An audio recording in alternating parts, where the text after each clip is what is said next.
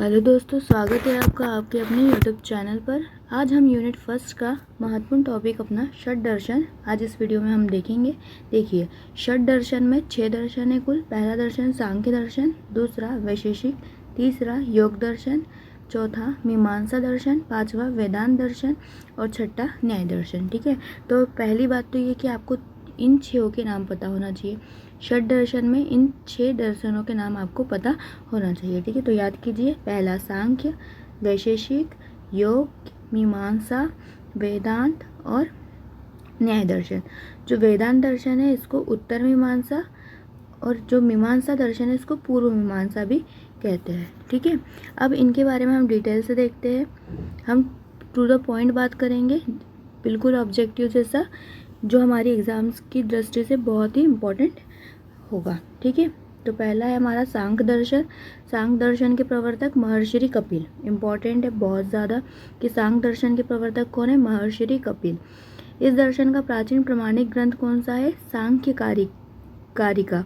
सांख्यकारिका प्राचीन ग्रंथ है, पर लिखा किसने है? इसकी रचना की ईश्वर कृष्ण ने, महर्षि कपिल ने नहीं की। इस बात को विशेष तौर पर याद रखिएगा।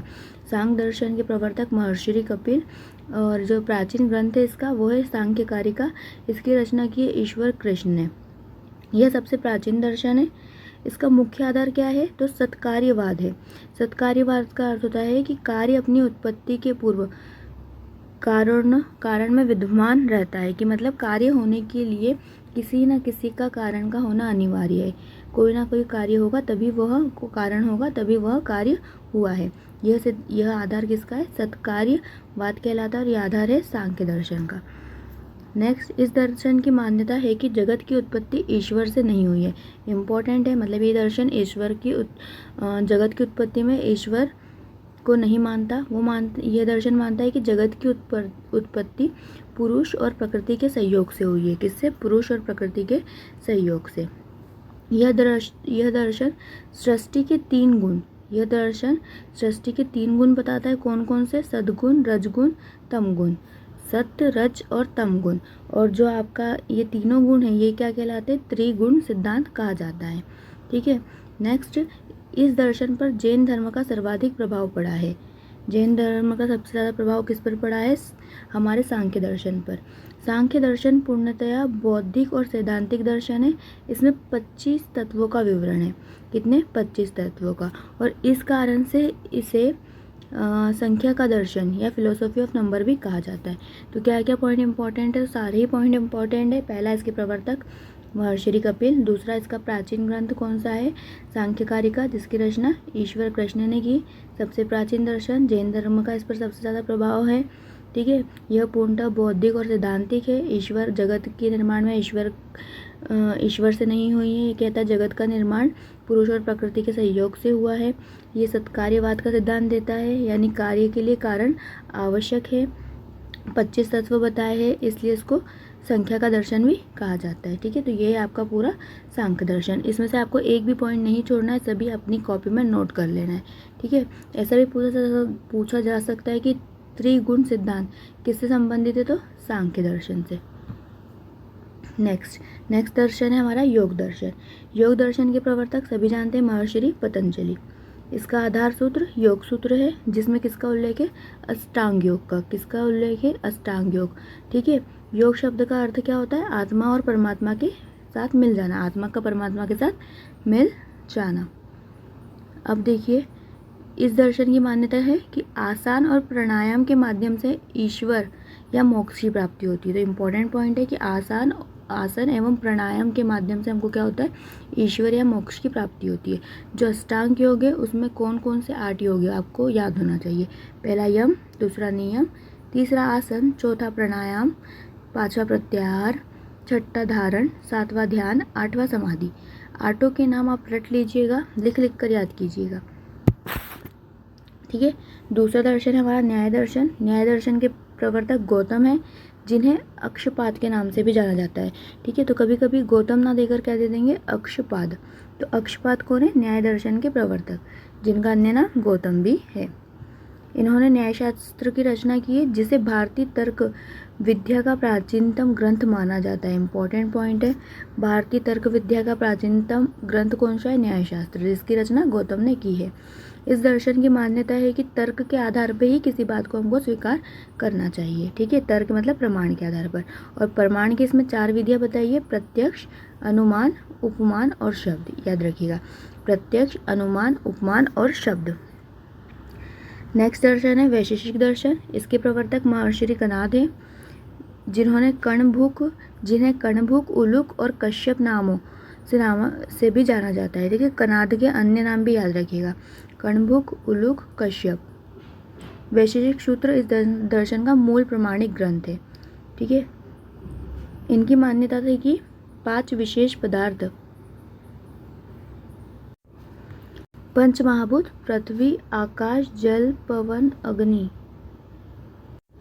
के मेल से नई वस्तुएं बनती है। महर्षि कणाद को भारत में परमाणुवाद की स्थापना एवं भौतिक शास्त्र आरंभ करने का श्रेय दिया जाता है। तो इम्पोर्टेंट है, वैशेषिक दर्शन के प्रवर्तक कणाद है।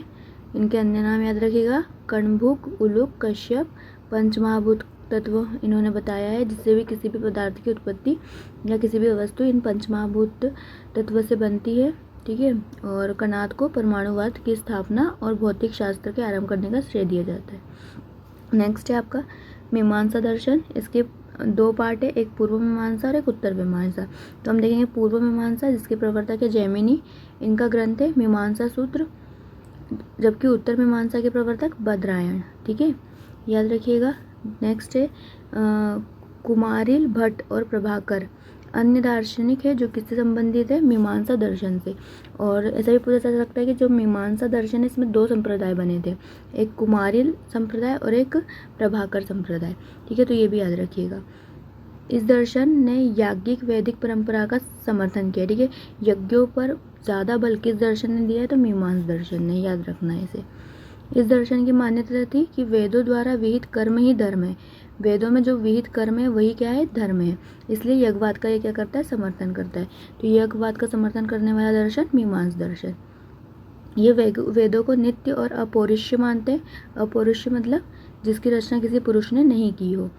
वैदिक देवता को मंत्र से अलग कोई स्थान या अस्तित्व नहीं है, इस दर्शन में ये कहा गया है। ठीक है, तो याद रखिएगा कि पूर्व मीमांसा जैमिनी, उत्तर मीमांसा बद्रायण और कुमारिल भट्ट और प्रभाकर का संबंध भी मीमांसा दर्शन से है। नेक्स्ट दर्शन है हमारा वेदांत दर्शन।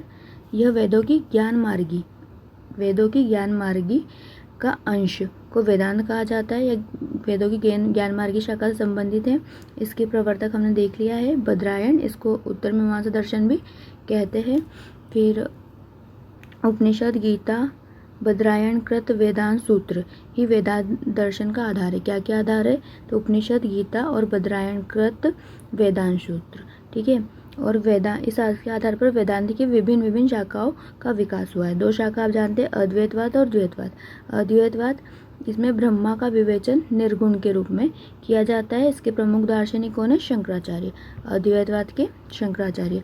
द्वैतवाद के इसमें ब्रह्मा को सगुण ईश्वर के रूप में बताया जाता है। और रामानुज और मध्वाचार्य इस शाखा के प्रमुख दार्शनिक है। ठीक है, और रामानुज का जो दर्शन है वो कहलाता है विशिष्टा द्वैतवाद और माधवाचार्य का द्वैतवाद। ठीक है, जो वेदांत सूत्र है इस पे कई लोगों ने वेदांत सूत्र पे कई जो हमारे विद्वान हैं उन्होंने भाष्य लिखा है, और उस भाष्य के आधार पर कई शाखाओं का विकास हुआ है। जैसे शंकराचार्य ने उस पर वेदांत सूत्र पर भाष्य लिखा था, शारीरिक भाष्य। कौन सा भाष्य?